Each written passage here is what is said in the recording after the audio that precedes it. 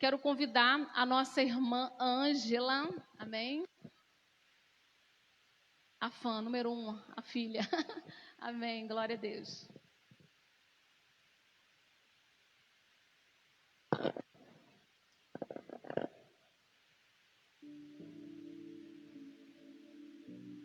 Amém? Essa é a nossa irmã Ângela, onde Deus fez grandes coisas e irá fazer maiores coisas ainda na vida dela. E nós vamos conhecer um pouquinho da história dela, como ela sobreviveu, né? Eu quero que você preste bastante atenção, que eu tenho certeza que Deus vai falar tremendamente ao seu coração. Isso que você está vivendo é pouco. Grandes coisas o Senhor fez e vai fazer na sua vida também, amém? Vamos receber com palmas, louvando e bendizendo o nome do Senhor Jesus pela vida da nossa irmã.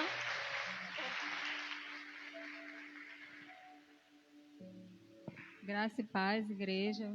Boa noite para todos. Boa noite quem está assistindo o culto online. E eu fiquei muito feliz que a pastora pediu que eu desse esse testemunho aqui, porque a gente aprende muito com a experiência dos outros. Ainda mais quando a gente tem um Deus que cuida da gente, a gente pode falar dele. E eu combinei com a pastora que, como nós estamos no outubro, né, rosa, todos sabem que existe uma campanha, né, contra o câncer de mama, para detecção precoce do câncer de mama.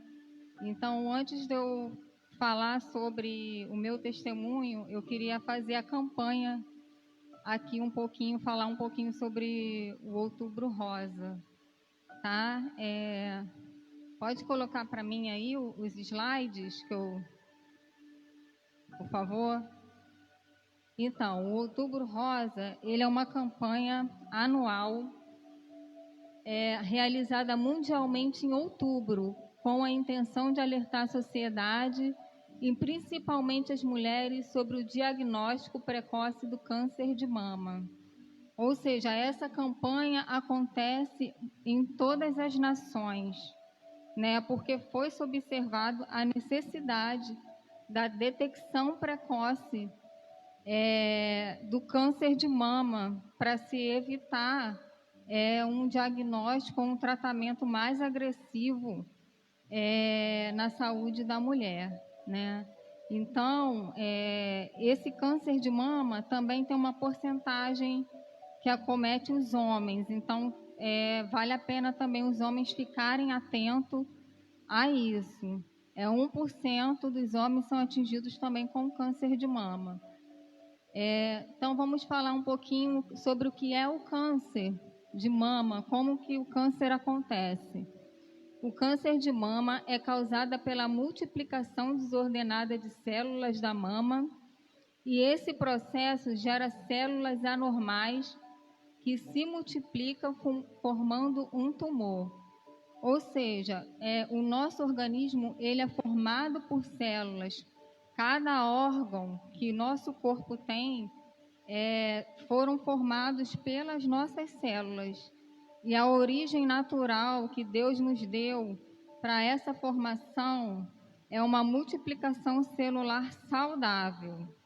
Mas por algum motivo endógeno ou exógeno, seja qual for, fatores externos ou internos, existe uma deficiência numa célula e ela começa a se multiplicar de forma errada e causar um dano ao organismo, porque ela faz o mau funcionamento daquele órgão. E aí nós chamamos isso do tumor. No caso da mama, é o câncer de mama. Para isso acontecer, existem os fatores de riscos, né, que vale a pena ficarmos atentos. Como acontece o câncer de mama? Né? Podem ser fatores ambientais e comportamentais. Quais são os fatores ambientais? São exposições a radiações ionizantes, que são os raios-x, eles podem, em alta intensidade, eles podem causar uma mutação genética na célula. E os comportamentais, eles têm a ver com os nossos comportamentos em relação à má alimentação, sedentarismo, consumo de bebidas alcoólicas e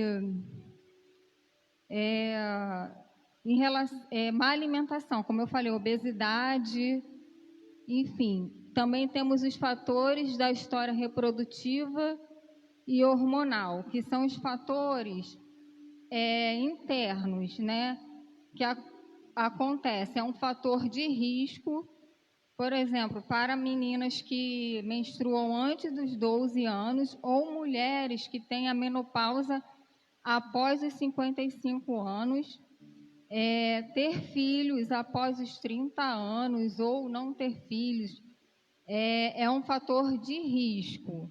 Tá? Isso não quer dizer que a pessoa terá um câncer, mas é um fator de risco. É bom a gente saber sobre isso para ficar atenta, porque eu entrei em um desses fatores de risco, eu vou estar relatando para vocês, porque eu acompanho esse fator de risco desde muito cedo. E temos os fatores genéticos e hereditários, ou seja, histórias familiares de câncer de mama, principalmente se tiver história familiar de câncer de mama no homem, e histórico também de câncer do ovário, né? Também tem um histórico sobre uma mutação genética.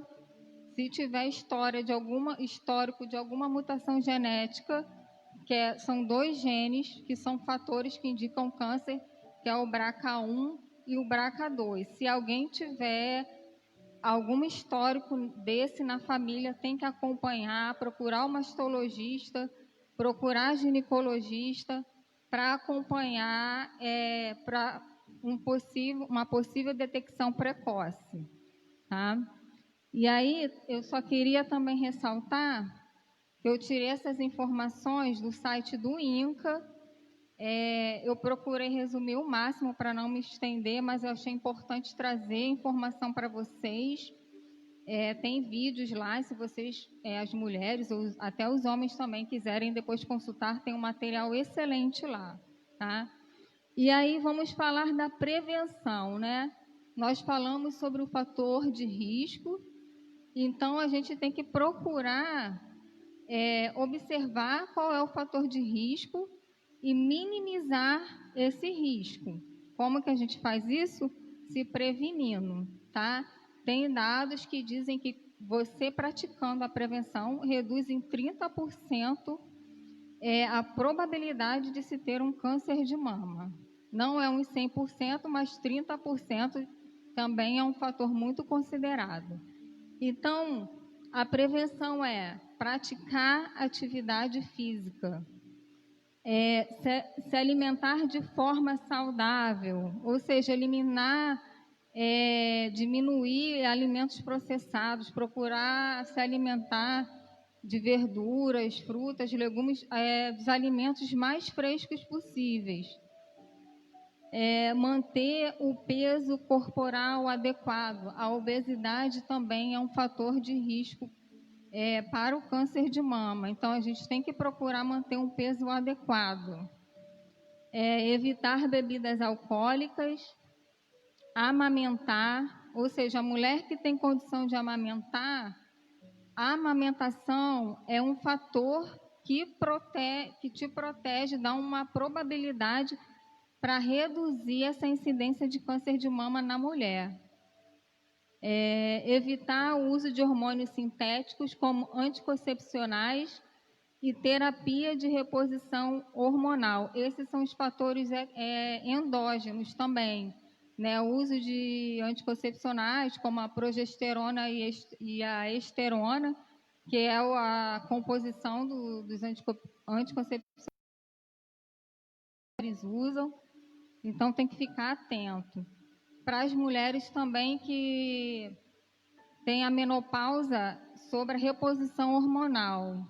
Tem que ficar atento a essa reposição hormonal, não pode ser feito de qualquer forma, tem que ter um acompanhamento médico, porque tem mulheres que, para diminuírem os sintomas, também não seguem as recomendações do médico. Então, assim, aqui é só para dar uma orientação. Qualquer informação tem que buscar a orientação do médico, tá? E aí, a mulher, a gente tem que, não só a mulher como o homem também, tem que ter a preocupação com o autoexame. Ou seja, você tem que observar o seu corpo no momento que você se sentir à vontade, seja tomando banho, seja na hora que você for dormir, algum momento que você se sinta à vontade, tem que examinar as mamas e observar se tem algo anormal, algo diferente do que vocês estão acostumadas a ver, né, a ter no seu organismo. Ou seja, observar se tem um nódulo ou caroço fixo, e esse caroço geralmente ele é indolor, a pele da mama retraída, avermelhada ou parecida com casca de laranja, alterações no bico do peito ou pequenos nódulos nas axilas ou pescoço. Nas axilas e no pescoço a gente tem os linfonodos. Então, se vocês observarem ali, os linfonodos são a nossa fábrica de célula de defesa do organismo. Então, vocês têm que observar se ali tem algum nódulo, algum caroço também. Eles se localizam nessas regiões, nas axilas e no pescoço. E saída espontânea de líquido anormal pelo mamilo. Normalmente, essa saída de líquido é observada em apenas em uma das mamas. Às vezes pode ser uma secreção sanguinolenta ou uma secreção amarronzada. Então, é importante ficar atenta a esses sinais. E aí, o Ministério da Saúde, ele tem uma recomendação sobre o rastreamento desse câncer, porque a gente tem a detecção precoce, que é através dos sinais e sintomas, e tem um rastreamento.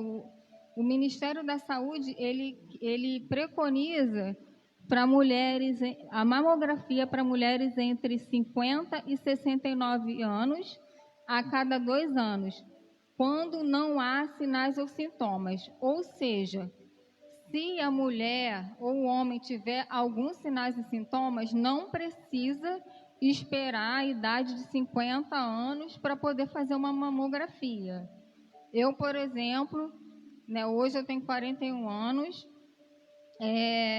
eu já tinha histórico na família, genética, né? E eu também tive fator de risco, que foi a idade, né? Foi sobre ter filho com a idade já avançada.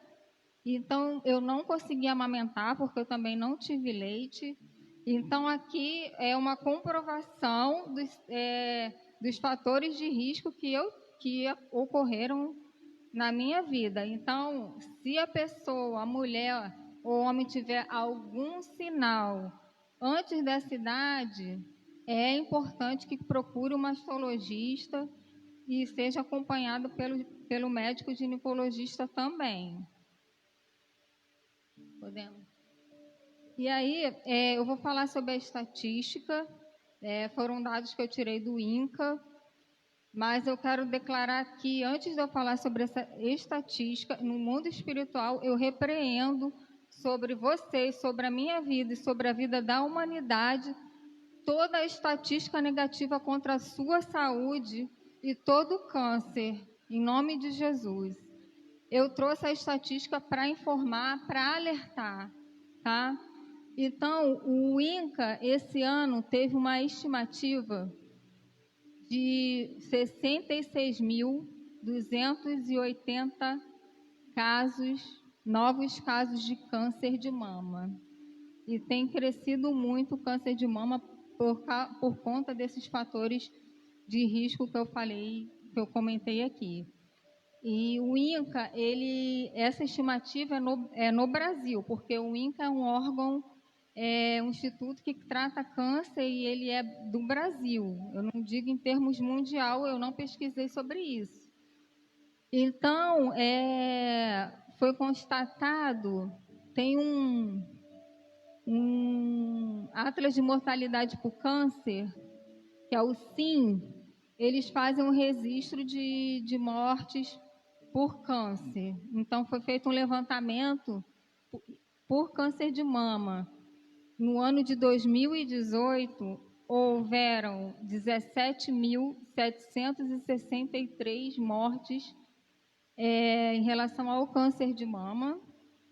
17.572 foram mulheres e 189 foram homens, só no ano de 2018. Pode passar, por favor. E aí eu vou contar para vocês um pouquinho como aconteceu comigo, mas só para fechar aqui, né, a explicação, para que a gente possa ficar atento, né, aproveitar o Outubro Rosa. Ele é um alerta mundial, não é nem nacional, é um alerta mundial para a gente ficar atento. Nós precisamos cuidar da nossa saúde. Teve informações que eu vim estudar, né? Apesar de eu ser da área da saúde, eu vim estudar, não é minha especialidade trabalhar com câncer de mama. E teve informação que eu vim ter agora porque eu vim estudar para trazer informação para vocês, né? E porque também eu passei por um processo. Então, o testemunho, como eu descobri, como eu me senti, como meus familiares e amigos reagiram, como foi o tratamento, como foi minha experiência com Deus e como está sendo a minha recuperação. Então, eu já tinha cistos na mama, que não era maligno, desde nova, que eu acompanho com o ginecologista. Então, sempre teve esse olhar atento.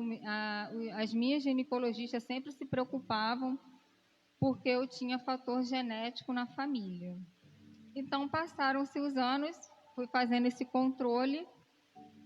No ano de 2017, a minha médica passou uma mamografia, não apareceu nada, né? Eu fiz a minha mamografia em uma determinada instituição, não apareceu nada, mas mesmo assim ela me aconselhou a procurar um mastologista. Mas como eu não conseguia marcar consulta, eu não fui até o mastologista. Então, passaram-se um ano depois dessa consulta com a médica e ela passou os exames todos novamente. Ultrassonografia da mama, que eu sempre fazia, e a mamografia antes dos 50 anos, que eu ainda não tenho, porque eu estava dentro do fator de risco. Então, quando eu fiz essa mamografia, a instituição, eu fiz uma instituição diferente do que eu tinha feito do ano de 2017. Quando eu fiz essa mamografia, a instituição me chamou para repetir o exame. Só que eu achei que era algum problema da própria instituição. Não passou pela minha cabeça, porque já é protocolo, né, no exame de imagem. Se eles constatarem alguma coisa diferente, eles pedem para repetir o exame. Então, nem tinha passado pela minha cabeça que era isso. E aí eu fui repetir o exame. E aí, como quem trabalha com a área da saúde, nós somos muito curiosos, a gente quer saber, quer entender exame de sangue, exame de imagem. E aí eu vi os resultados lá, vi o laudo, comecei a pesquisar, falei com a minha amiga, aí eu falei, eu não acredito nisso. Isso não pode estar acontecendo. Mas eu fiquei muito tranquila. Aí eu fui até a médica, aí a médica falou, a minha médica também, ela teve câncer de mama, né? Estava se recuperando recentemente. E quando ela olhou, eu nunca vi isso na minha vida. Ela começou a chorar. Ela segurou, ela tentou se segurar, mas ela começou a chorar, porque eu acredito que ela sabe o que ela passou e ela sabia o que eu ia passar. né? Então, ela falou, Ângela, você tem que ir no mastologista urgente. Urgente. Aí eu falei assim, olha, eu não estou conseguindo falar com o mastologista. E Deus é tão maravilhoso assim, em relação às coisas, que assim, essa médica ginecologista, é ginecologista de uma amiga minha, que foi indicação de uma amiga minha. O mastologista, minha amiga conhece ele e era o mastologista da médica. Olha como Deus já vai agindo dentro do seu problema, dentro do meu problema, Deus já estava agindo.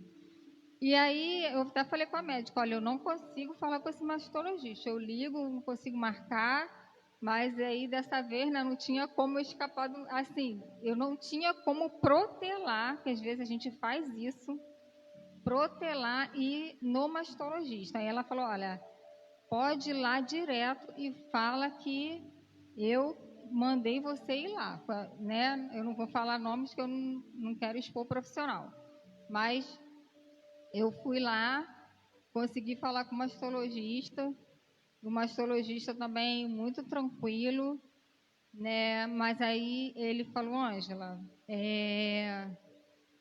pode ser como pode não ser, porque o médico, ele, pela experiência clínica dele, ele suspeita do diagnóstico, mas ele só pode confirmar o diagnóstico com os exames, né? Aí ele falou, olha, vamos ter que fazer os exames, vamos ter que fazer... primeiro eu vou pedir uma ressonância magnética das mamas. Aí, pode colocar. Aí ele fez a ressonância magnética das mamas. Eu sempre fiquei assim muito tranquila em relação aos resultados. Não que eu não ficasse preocupada. Eu fiquei preocupada, mas eu sempre pensei assim, Deus vai fazer um milagre, Deus vai operar um milagre, está tudo nas mãos de Deus, eu confio em Deus, eu sei, eu creio na palavra e eu sei que Deus vai fazer um milagre. Então, eu fiquei muito tranquila em relação a isso. E aí, eu não me desesperei, só os mais íntimos que souberam, né, porque eu também fiquei muito preocupada em deixar as pessoas preocupadas. E às vezes as pessoas também não têm muita experiência, às vezes falam coisa que deixa a gente meio atordoado, então eu achei melhor me preservar em relação a isso, esperar sair todo o diagnóstico e ver as coisas acontecerem para deixar as pessoas cientes. Então, ele faz um exame, o primeiro exame que eu fiz, né, indicado pelo mastologista, não, primeiro foi pela ginecologista, foi a ultrassonografia da mama. E aí, só para explicar um pouquinho para vocês a diferença de um exame para o outro. Em relação aos exames de imagem, existe o sistema de relatório de dados sobre imagem, que é o BIRARDS. Então, ele também é mundial. Tá? A imagem, de acordo com o que foi encontrado, na imagem tem uma classificação, né, para o câncer. E aí de 0 a 2, o BIRARD de 0 a 2 é normal, o 3 é um provável normal, 4 de risco baixo, moderado e alto, 5 risco alto, 6 comprovado, e o 6 quando está comprovado por biópsia e mamografia. Ou seja, na ultrassonografia das mamas, o meu BIRARDS foi 2. E no mesmo lugar que eu fiz a ultrassonografia das mamas, eu fiz a mamografia. E aí apareceu lá, para você ver, porque a ultrassonografia das mamas, ela não é tão eficaz para detectar um câncer de mama. O que é eficaz para detectar o câncer de mama é a mamografia. E aí apareceu lá, BIRARDS 4, que aí já é o risco baixo ou moderado. E quando o médico ele me passou a ressonância magnética das mamas, que é um exame mais tem mais clareza, né, da imagem, foi detectado o BIRARD 5, que aí é o risco alto que está ali, né? E eu fui até o médico sempre com muita fé, sabendo que Deus ia mudar esse diagnóstico. Fui até o médico e o médico falou: Ângela, realmente apareceu aqui uma suspeita, mas pode ser como pode não ser. A gente tem que fazer uma biópsia para poder confirmar esse câncer, para poder confirmar esse diagnóstico, né? Na realidade, ele não falou câncer, né? Ele falou diagnóstico. E aí surgiu a apreensão, né, por conta da biópsia, né, porque faz uma punção, mas eu também fui, por incrível que pareça, eu fui muito tranquila para fazer esse exame, sempre com fé em Deus, sempre. Nunca duvidei do poder de Deus na minha vida.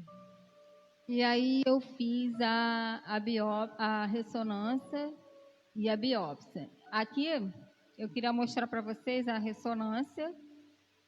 Ali onde tem aquele quadradinho vermelho é onde foi mostrado o tumor, né? O tumor, ele estava nos exames 3 centímetros, né? E pode passar, por favor. E aí o médico, depois da biópsia, óbvio, foi comprovado que realmente o tumor era maligno e que eu teria que fazer a operação. Só que, como vocês viram ali na imagem, o tumor, ele não tomou a mama toda. Ele só estava de um lado da mama, na mama direita, né? E eu dei graças a Deus, né? Eu não precisei retirar a mama toda, foi só um pedaço da mama. Eu falo só um pedaço, gente, porque assim, a primeira coisa que passou na minha cabeça quando eu recebi o diagnóstico, eu nem pensei em morte, porque a gente sabe que o câncer, ele traz a morte. É a primeira coisa que eu pensei, vou ficar careca e sem peito. Mas depois a gente pensa tanta coisa, as coisas vão acontecendo, e aí eu fui pensando em outras coisas mais graves, mas tudo eu entreguei na mão do Senhor, tá? E aí eu fui para fazer a cirurgia no dia 22/10/2019. Também foi muito tranquila, porque como eu já tinha visto muitos testemunhos e muitas coisas maravilhosas que Deus já fez na palavra dele, e nos dias atuais, eu creio num Deus que surpreende. Então eu fui naquela expectativa. Eu vou chegar lá, o médico vai falar, não sei o que aconteceu, era essa minha imaginação, minha expectativa, minha fé, né? O médico vai falar que sumiu, que aconteceu alguma coisa. Eu estava nessa visão. E quando eu ainda fiz a retirada do tumor, no dia 22, eu também fui muito tranquila. Eu lembro quando eles me levaram para a sala de cirurgia, quando eu cheguei, eu só lembro quando eu retornei. Quando eu estava no quarto, eu não sei, eu sei que eles fizeram a cirurgia, retiraram o tumor e eu não vi nada que tinha acontecido, não senti nada. Minha recuperação foi ótima, para a honra e glória em nome do Senhor, né? A reação da minha família, ficaram preocupados, mas ficaram intercedendo. Os meus amigos, a minha discipuladora, ficaram muito sensibilizadas, elas choraram, né? E eu falei para elas ficarem tranquilas, mas eu sei que foi o amor que Deus colocou no coração delas pela minha vida, né? E isso foi um fator muito importante para mim também. Eu vou detalhar um pouquinho mais para vocês. E aí eu fiquei pensando assim, então tá bom, ele tirou o tumor, eu fui para a cirurgia, mas ele já tinha me explicado como é que ia ser. Ele ia tirar o tumor, eles fazem uma biópsia desse tumor, né, que tira, E ele me explicou também que tem a axila, tem uns linfonodos que tem que ser retirado da axila, que é um evento sentinela na hora da cirurgia. Eles tiram 2. Se desses 2 eles fazem o exame na hora, tiver positivo, eles tiram tudo. Se der negativo, eles não mexem. Só que ele tirou os 2 quando eu retornei no consultório dele. Ele tinha retirado os 2. E quando eu retornei no consultório dele, no pós-operatório, ele falou: Ângela, eu tirei mais 8. Só para eu verificar os outros. Na hora os 2 deram negativo, mas desses 8, 2 deram positivo. Ou seja, teve metástase. O tumor saiu do local de origem e já estava nos linfonodos. E do linfonodo para o corpo, só a misericórdia do Senhor. Porque aí o linfonodo corre teu corpo inteiro. Porque é a célula de defesa do seu organismo. Se você dá uma topada, o linfonodo vai lá querer reparar algum machucadinho que você deu lá. Então, aí, se for uma célula que está com câncer, o câncer vai para lá. Entendeu? Ou para em outro órgão. Mas aí eu fiquei um pouco apreensiva. E aí ele falou, porque aí isso ia identificar o tipo de terapia que ia fazer. E aí ele fez uma bateria de exames, rastreou meu corpo inteiro. Não tinha tumor em nenhum outro órgão do meu corpo, graças a Deus. Aí a gente vê mais uma vez a mão de Deus, né? Eu quero também, eu acho importante falar aqui, graças a Deus, gente, eu tive muita intercessão. Eu glorifico a Deus pela vida da minha família, dos meus amigos e de vocês, e dos meus que são meus irmãos em Cristo Jesus. As irmãs aqui também da oração matutina, irmã Crisele, eu tenho que falar o nome, a irmã Crisele, irmã Cristina, a irmã Regina, que foram... Normalmente eu vinha mais no dia que elas estavam aqui, então eu tive uma ligação muito forte com elas. As minhas amigas, não vou falar o nome de todas, mas eu sei que elas sabem quem são. Tenho muitas amigas, mulheres de Deus abençoadas que estavam ali todo instante.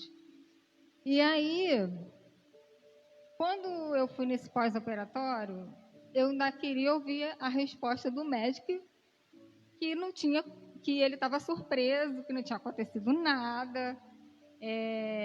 Enfim, aí eu ainda tive a ousadia de perguntar para o médico. Falei, e aí, doutor, deu positivo ou negativo? Ele, Ângela, todos os seus exames deram positivo para o tumor. Aí eu fiquei meia baqueada nessa hora, né? Porque as coisas...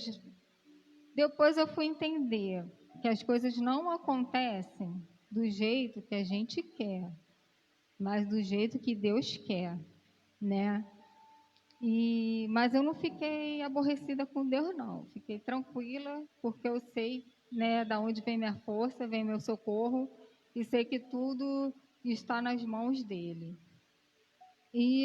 Só que a minha expectativa era essa. Tipo, eu falei assim, poxa, uma cirurgia é tranquila, vai tirar um pedacinho, eu vou ficar bem. O problema é a quimioterapia e a radioterapia. E eu não queria fazer radioterapia nem quimioterapia, porque eu sabia dos efeitos adversos do medicamento. São uma droga muito forte, né? É uma bomba atômica no organismo, a quimioterapia. Eu não queria ficar careca, eu não queria que as pessoas me vissem careca. Eu sei que o cabelo não é nada, mas para nós mulheres, ficar sem cabelo sabe, é impactante.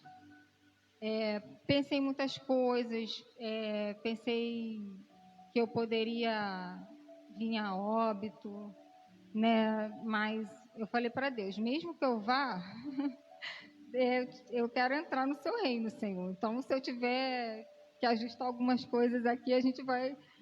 Me perdoa e eu vou ajustar o que tiver que ser ajustado, mas eu quero entrar no seu reino. E eu falava assim para Deus, para onde eu irei, se só tu tens, Senhor, palavras de vida eterna? Né? E eu também falava assim para Deus, Deus, nem que eu seja aquela mulher que come das migalhas que cai da mesa.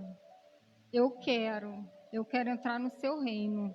E o Senhor, eu sei que da mesma forma que o Senhor cuidou de mim, o Senhor vai cuidar da minha filha, da minha família. Então, a minha preocupação maior era minha filha, né? Com 7 anos. Na época estava com 6. E aí eu tive esses pensamentos com Deus, não tive como não ter. E aí quando o médico falou isso, eu já estava assim, uma certa crise espiritual, por um momento muito difícil que eu estava passando na minha vida, um momento pessoal. E eu já tinha passado por um processo de muitas coisas ruins na minha vida.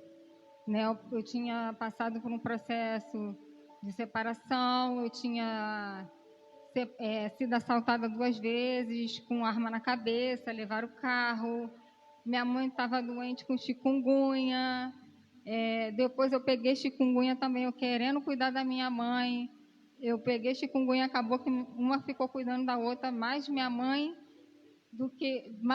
de mim do que eu dela. E aí eu questionei a Deus. E aí depois eu vou contar para vocês a resposta que Deus me deu. Eu questionei a Deus porque eu sabia que tinha um motivo.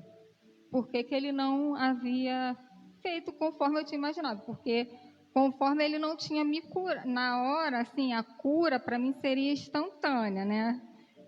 Ele curou, mas de forma diferente, né? Porque através de amigos íntimos, glória a Deus pela vida dela e deles, dos meus amigos e dos irmãos intercedendo, teve uma amiga minha que se envolveu de íntima compaixão. E ela é uma mulher que não consegue ficar parada. Na mesma hora ela começou a clamar ao Senhor, fez campanhas comigo meia-noite. Ângela, a primeira campanha que a gente vai fazer é de agradecimento.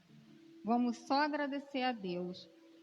E eu melhorei muito com essa campanha, assim, eu estava bem caidinha, assim, não tinha perdido minha fé, mas eu estava um pouquinho, assim, desanimada. E ela reuniu um grupo, fez campanha no monte, que ela já estava com esse grupo, e com esse grupo Deus entregou para ela, que Deus ia arrancar o mal pela raiz. Glória a Deus por isso. Só que eu não tinha entendido esse mal pela raiz, depois que eu fui entender. E aí eu passei pelo processo, né, do tratamento da quimioterapia. Então foram 4 ciclos de uma quimioterapia vesicante, que foi a doxorubicina e a ciclophosphamida. Essa quimioterapia, ela é conhecida como quimioterapia vermelha, porque a droga, o medicamento, ele é vermelho e ele também é muito forte, ele é muito agressivo. Eu ficava muito debilitada. E ele também deixava a urina vermelha, deixava o corpo vermelho, enfim, eu fiz 4 ciclos desse medicamento, né, e era de 20 em 21 dias, praticamente uma vez por mês, e 12 ciclos de paclitaxel, que era uma vez na semana. Toda semana eu ia lá fazer a quimioterapia. A doxorubicina, ela é uma droga vesicante, tanto a doxorubicina e a ciclofosfamida. O que é uma droga vesicante? Ela é uma droga que ela pode causar, se houver um extravasamento, ela pode causar queimação, bolhas e até uma irritação e até necrose naquele local. Ou seja, se houver um extravasamento, uma necrose, tem morte celular ali, pode ficar uma cicatriz muito feia. E assim, doía muito. apesar dos médicos usarem o medicamento adjuvante, né, que é o que diminui a êmese, a dor e o efeito da quimioterapia no organismo, doía muito, porque eu não coloquei o catéter. Não queria, o catéter é um dispositivo que se coloca no organismo para injetar o medicamento direto na sua veia, sem ter contato direto com a sua pele. Então, eu não quis catéter, foi pelo braço mesmo. Deus já sabia que estava no meu coração, que eu não queria, mas agrediu muito porque eu tive flebite. Então eu sentia mais dor pela flebite do que pela própria quimioterapia, porque eu tive febre e tudo mais. E aí o paclitaxel, ele é uma droga irritante, ou seja, ele não é tão agressivo quanto o vesicante em relação à ação no local, né? Depois desses 12 ciclos de quimioterapia, no caso 16, eu ainda fiz 25 sessões de radioterapia. Então, em relação à quimioterapia, o médico sempre passa uns exames de sangue para ver como é que está as células do organismo, como é que está o sistema imunológico. E graças a Deus, para a honra e glória do Senhor, todos os exames sempre surpreendiam os médicos. Sempre os médicos falavam: nossa, nem parece que você está fazendo quimioterapia, você está ótima. Glória a Deus por isso. Glória a Deus pelas orações, pelas intercessões. E, assim, o que mais me baqueou, por incrível que pareça, foi a radioterapia. Eu não imaginava. Eram todos os dias, foram 25 dias ininterruptos. E o meu organismo, para combater aquela radiação, eu perdi muita força. Tinha dia que eu não queria levantar da cama, desanimada, mas eu entendi, porque pela palavra do Senhor, Deus sempre nos exorta a ter bom ânimo, porque o bom ânimo nós temos que buscar, não vai ser Ele que vai dar. Então eu lutava por isso, para ter bom ânimo, eu me esforçava, como ele diz, né? Esforça-te, tem de bom ânimo que eu te ajudarei, não é ao contrário, né? Não, eu te ajudarei para você ter bom ânimo. Então eu tinha entendimento dessa palavra, né? E apliquei ela na minha vida. O grande diferencial que eu creio em Deus por eu ter passado bem, que eu considero que eu passei bem, foi isso, foi eu conhecer a palavra do Senhor e procurar praticar ela.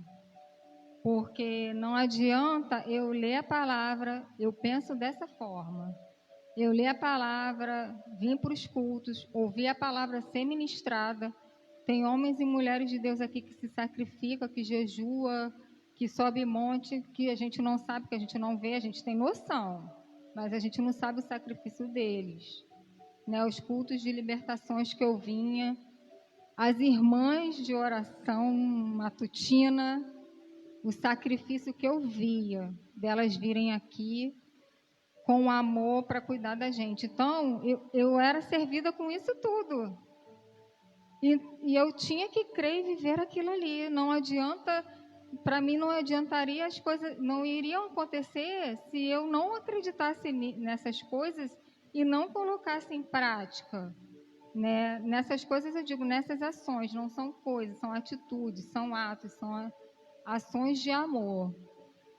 E aí, esse período todo eu fiquei 11 meses afastada do meu trabalho de licença médica.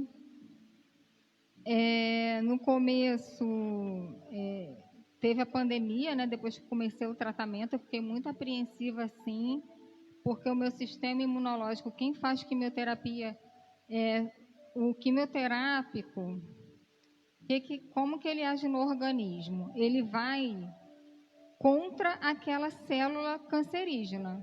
Só que aquela célula cancerígena é a sua célula, é a célula do organismo, do seu organismo.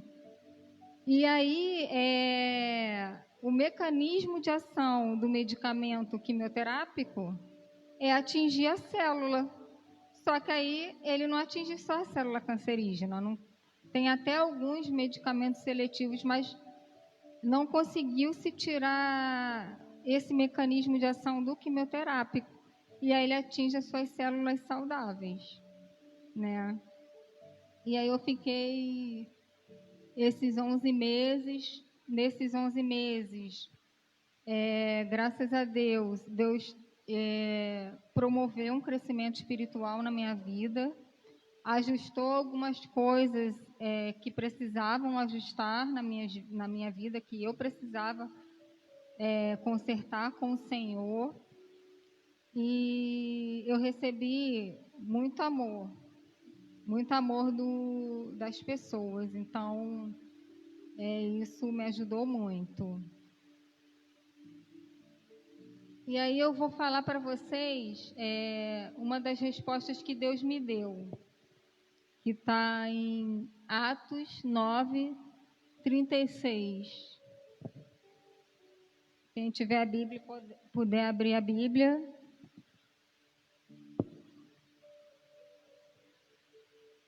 E aí eu vou falar para vocês que eu questionei para Deus. Eu falei: Deus, eu sabia que o Senhor podia curar. Não tenho dúvidas. Por que o Senhor não curou? Eu não quero fazer quimioterapia. Eu não quero que meu cabelo caia. Ainda fui mais ousada. Se eu tiver que fazer quimioterapia, não deixe meu cabelo cair, porque a glória é do Senhor, não é minha. Eu vou falar para todo mundo que eu fiz quimioterapia e meu cabelo não caiu, né? Mas Deus me deu a resposta.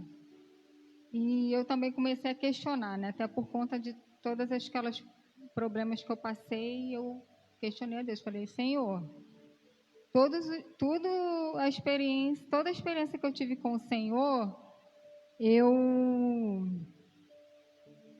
eu sempre procurei verificar aonde estava a minha falha e aonde que eu podia melhorar, onde é que eu podia crescer, o que o Senhor queria falar comigo.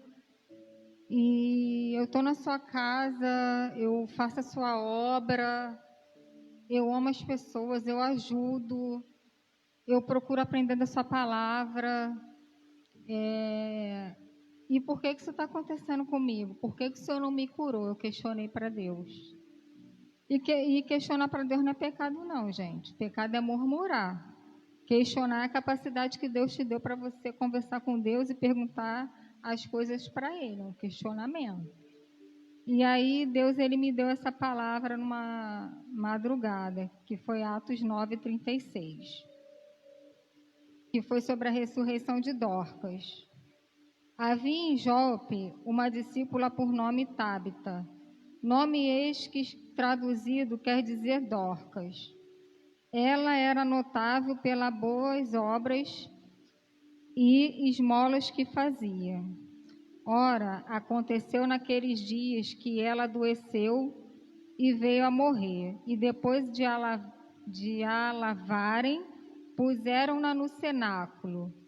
Como Lida era perto de Jope, ouvindo os discípulos que Pedro estava ali, enviaram-lhe 2 homens que lhe pedissem: não demores em vir ter conosco. Pedro atendeu e foi com eles. Tendo chegado, conduziram-no para o cenáculo e todas as viúvas o cercaram, chorando e mostrando-lhe túnicas e vestido que Dorcas fizera enquanto estava com elas. Mas Pedro, tendo feito sair a todos, pondo-se de joelhos, orou e voltando-se para o corpo disse: Tábita, levanta-te. Ela abriu os olhos e, vendo a Pedro, sentou-se. Ele, dando-lhe a mão, levantou-a e, chamando os santos, especialmente as viúvas, apresentou-a viva. Isto se tornou conhecido por toda Jope, e muitos creram no Senhor.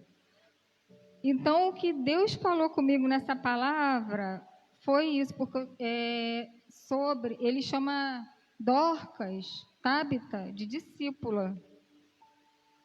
E Tábita, ela fazia as boas obras do Senhor. E ela era amada pelas pessoas pelas boas obras e pelas esmolas que ela oferecia. Mas isso não impediu dela adoecer. Foi o que Deus mostrou para mim, porque eu estava me sentindo muito mal. E Deus falou assim, a doença, ela pode vir para qualquer pessoa. Não pode ser para um discípulo do Senhor, uma pessoa que está na casa do Senhor. Não significa que é um castigo de Deus, é um conserto, ou seja lá o que for que as pessoas pensem, o que nós pensamos, porque às vezes nós pensamos muitas coisas. Mas era algo da vida que aconteceu, como eu expliquei aqui para vocês. Eu tinha fatores de risco, né? Eu tinha genética, eu tinha tudo ali para aquilo ali acontecer. Eu também tinha muita fé que não ia acontecer, mas aconteceu. Então, isso não foi motivo, a minha doença não foi motivo. Deus curou, mas não curou do jeito que eu gostaria. O fato de Deus não fazer a minha vontade, porque eu tenho que entender que a serva sou eu, não ele. Eu que tenho que fazer a vontade dele, não ele a minha. Então, o fato dele não ter feito da forma que eu queria, não significava que ele não me amava. Não significava que eu ia largar ele. Na verdade, eu não ia largar ele. Se eu me afastasse dele, eu que ia perder o privilégio de estar na presença dele, de crescer com ele. Então, eu passei pelo processo. E aí, o que Deus falou no meu coração, como ele fez com Tábita. Isto se tornou conhecido por toda Jope, e muitos creram no Senhor. O que a gente passa é para exaltar e engrandecer o nome do Senhor. E quando Deus falou que ele tinha arrancado o mal pela raiz, eu entendi que foi na cirurgia. Tanto que o médico tirou os 8 linfonodos, que não era protocolo, e tirou os 2 tumores que estavam lá na axila. Porque se aqueles tumores ficam lá, ele passa para o resto do organismo. Então, Deus arrancou o mal pela raiz na cirurgia. Ele tirou o câncer na cirurgia. Né? Para medicina, eu só posso ser diagnosticada para medicina, para os homens, curada depois de 5 anos. Mas Deus já deu a palavra, que ele arrancou o mal pela raiz. Eu creio nessa palavra. Exaltado e glorificado seja o nome do Senhor. E quando eu estava preparando o material para trazer essa palavra para vocês, né, a explicação, Deus me deu outra palavra, o Espírito Santo me deu outra palavra. Eu tenho tempo para falar. E aí Deus falou comigo, eu procuro aqui, em Mateus 14, 22.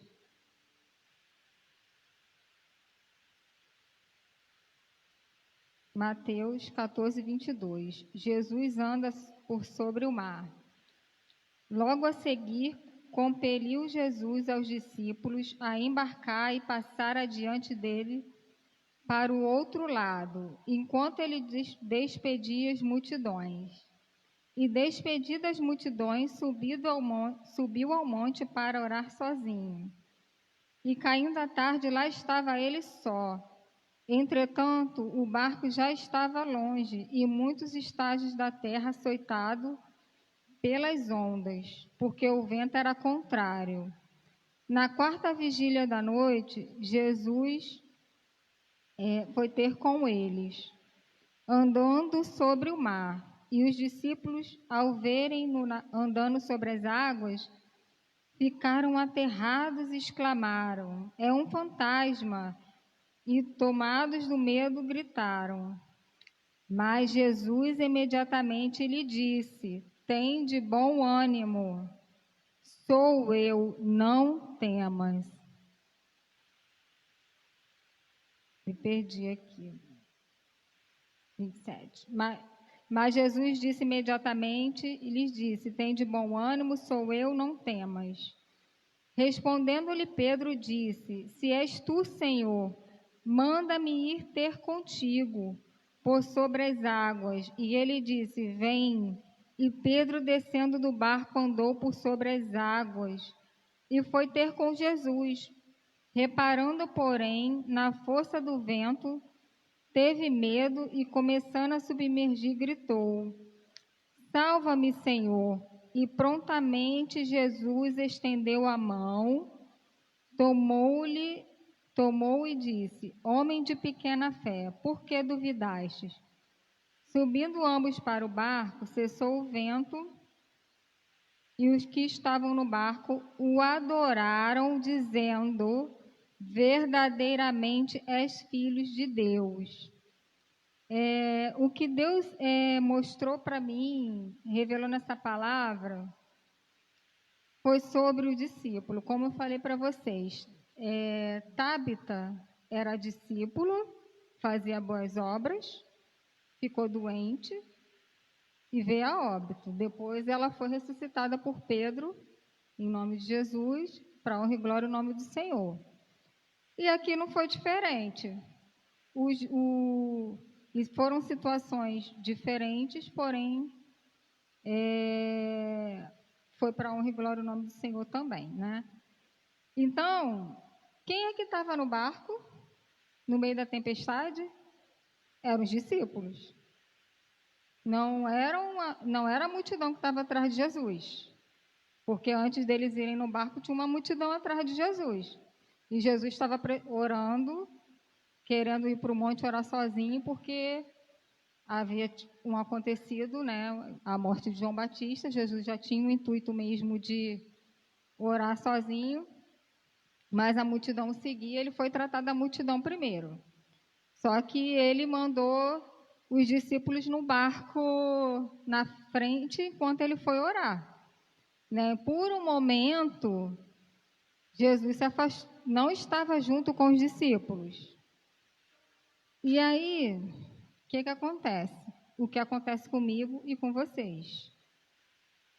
Conhecemos Jesus, temos experiência com Ele, conhecemos a palavra, recebemos a palavra, as orações, as intercessões, jejuamos, fazemos campanha, mas no dia que chega o problema, a doença ou falta de algo, ou algo que não foi resolvido que a gente precisava que fosse, nós ficamos atemorizados. Nós temos pouca fé, como Deus falou aqui, né? Deus falou para Pedro, homem de pequena fé, mas a palavra de Deus diz também que se a gente tiver a fé menor que um grão de mostarda, podemos mover até os montes.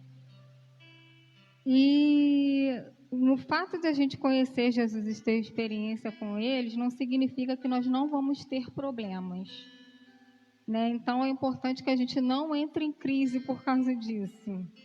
É importante que a gente procure entender o processo que Deus quer que a gente passe, para a gente venha frutificar e o nome dele seja exaltado e glorificado através das nossas vidas, né? E como fala aqui no final,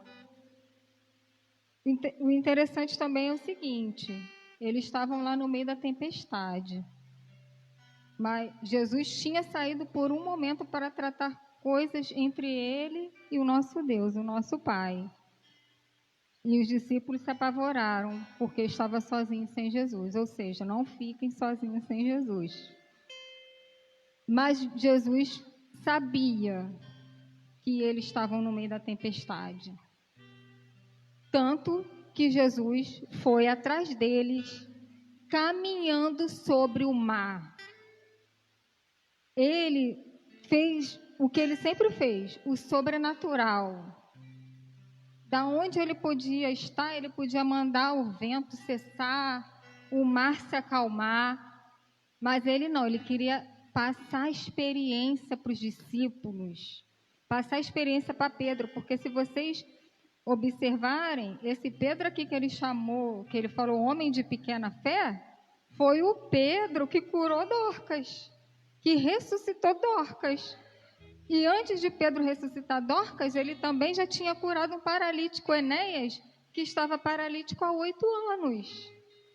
Vocês entendem por que às vezes a gente passa por alguns processos para a glória de Deus ela ser manifestada através das nossas vidas? Porque tem um dito popular que diz que maré alta, maré calma não faz um bom marinheiro. Um bom marinheiro, ele é feito através das tempestades, que aí ele é feito um bom marinheiro. E nós, como os discípulos de Jesus, Jesus não mente, Deus não mente para a gente na Bíblia. Ele diz que a gente vai ter aflições, mas tem de bom ânimo, eu venci o mundo. Então, essa palavra que eu quero deixar para vocês é que nós não estamos isentos de passar por problemas, por doenças, mas que Jesus sempre vai vir ao nosso encontro, nos ajudar, nos auxiliar e exaltar o nome dele através das nossas vidas. E eu quero aproveitar também, como eu ofereci o culto em gratidão a Deus, porque Deus ele nos ensina isso. Nós devemos ser gratos a Ele por tudo.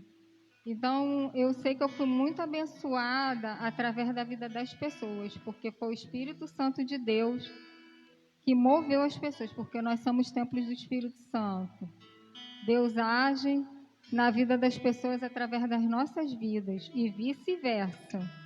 Então, eu quero agradecer primeiramente a Deus.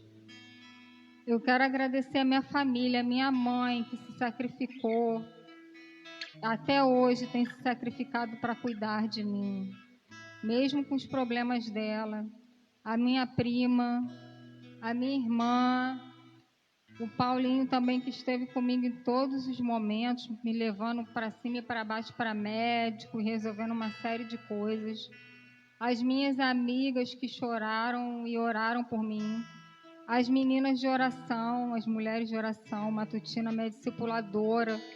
Gente, não tinha um dia de quimioterapia que não tinha um intercessor orando por mim. Várias mensagens de irmãs aqui da igreja, Elô, a Cíntia, outras irmãs também, que é difícil às vezes, são tantas pessoas a gente lembrar o nome de todo mundo. O pastor e a pastora foram lá em casa 3 vezes. O pastor ligava sempre, mandava mensagem à pastora, perguntando se estava precisando de alguma coisa. Renata foi comigo também na quimioterapia, foi uma vez comigo. Várias pessoas se ofereceram para ir, o irmão Johnny, a irmã Gisele, para ir comigo na quimioterapia. Eu sei que aqui tem um povo de Deus. Nós somos falhos, sim, porque nós somos humanos. Mas Deus, Ele nos ensina a amar. E as pessoas, a gente ama assim, igual Dorcas. Aqui, cuidando um do outro. E aqui tem várias Dorcas. Tem várias Dorcas na minha família e várias Dorcas nessa igreja. E eu agradeço a Deus pela vida de vocês, tá?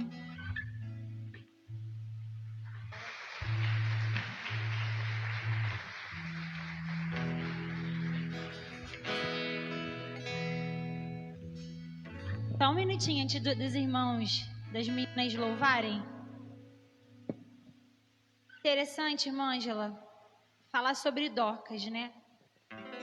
Dorcas, ela viveu numa sociedade, eu até anotei aqui, que a mulher, ela não era nem um pouco valorizada. Naquela cultura, naquele tempo de Israel. Hoje não, hoje o grande exército que tem de mulheres é lá de Israel. Mas naquela geração, naquela época, mulher não tinha valor nenhum. Aí Dorcas morre. Para aquela sociedade, tanto faz uma mulher Uma sociedade que não valoriza a mulher, né? Morreu uma mulher. Só que aí chega Pedro e se depara com um monte de mulher mostrando os frutos que Docas deixou. Mostrando o que ela fez.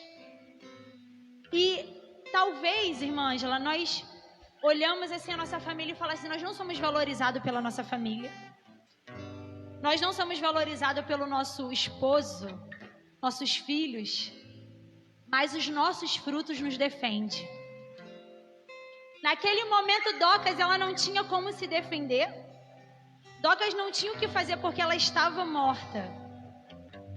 Mas quando Pedro chegou, se deparou com os frutos dela diante dele.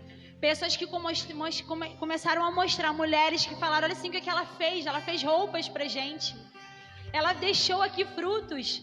E eu quero dizer, irmã Ângela, para você e para todos os irmãos que estão aqui, os nossos frutos vão nos defender quando nós não podemos fazer nada.